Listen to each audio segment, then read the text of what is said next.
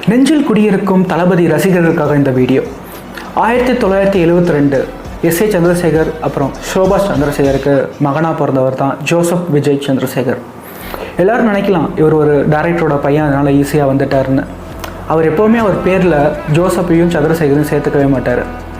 அப்படி பார்த்தா இங்கே பல டைரக்டரோட பசங்க சூப்பர் ஸ்டாராக தான் இருந்திருக்கணும். அவரோட முதல் படம் 1992 நாளை தீர்ப்பு ரிலீஸ் ஆனப்போ பல பேர் பலவிதமாக பேசினாங்க. ஒரு சில பத்திரிகைகள்லாம் இதெல்லாம் ஒரு மூஞ்சான்னு கூட எழுதுனாங்க.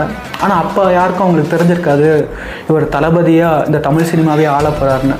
இப்போ பல பத்திரிகைகள், பல டிவி சேனல்கள் அவர் இன்டர்வியூக்காக வெயிட் பண்ணிகிட்டு இருக்காங்க.